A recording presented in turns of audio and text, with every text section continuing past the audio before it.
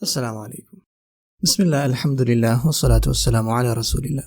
آئیے قرآن سیکھیے آسانی کے ساتھ 3 منٹ کے کلپ سیریز میں آج کا لیسن ہے 58A، جس میں ہم پڑھیں گے سورۃ البقرہ کی آیت نمبر 7۔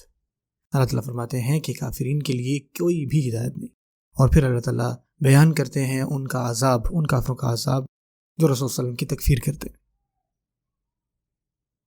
اعوذ باللہ من الشیطان الرجیم۔ ختم اللہ علی قلوبہم، ختم اللہ تعالیٰ نے مہر لگا دی، علی قلوبہم ان کے دلوں پر۔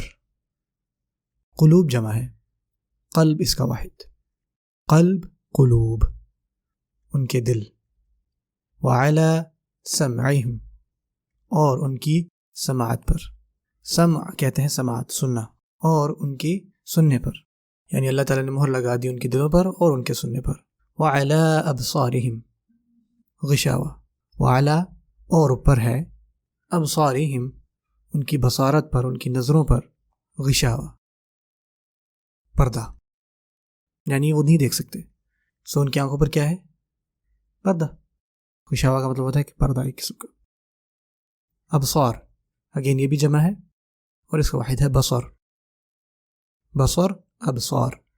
وعلی ابصارہم غشاوہ اور ان کی بصارتوں پر پردے ہیں۔ وَلَهُمْ اور ان کے لیے عذاب عظیم، عظیم عذاب ہے، عذاب عظیم، عظیم عذاب۔ اس کے بدلے میں وہ نہیں دیکھ سکتے، ان کے دلوں پر مہر ہے۔ سبحان اللہ، ہم دیکھیں اس آیت سے کیا سیکھتے ہیں۔ وَلَهُمْ عذاب عظیم، اور آخرت میں ان کے لیے سخت عذاب، ان کے لیے عظیم عذاب ہے۔ اب یاد رکھیے، جو قلوب ہے نا، جو دل ہے، وہ بہت ضروری ہے۔ مسلمانوں کو چاہیے کہ ان کے دلوں میں اللہ کا تقوی ہو۔ جو کفار ہیں ان کے دلوں پر مہریں لگی ہوتی ہیں، اور جو منافق ہیں ان کے دل آلودہ ہو چکے ہوتے ہیں۔ اب آتے ہیں فریزز پر۔ اگین کسی بھی نئے لفظ کو یاد کرنے کے لیے ہم فریزز کو لے کر ان کو یاد کرتے ہیں۔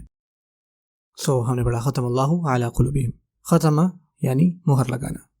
ہم یہ بھی دعا مانگ سکتے ہیں کہ یا اللہ ہمارے دلوں، ہماری آنکھوں اور ہمارے کانوں کو مہر لگنے سے بچا، ان پر اپنی رحمت فرما۔ اب آتے ہیں اس فعل ختمہ پر۔ ختمہ اس نے مہر لگائی، ختمہ یختم، اختم، خاتم، مختوم، ختم۔ جزاکم اللہ خیرا، والسلام علیکم ورحمۃ اللہ وبرکاتہ۔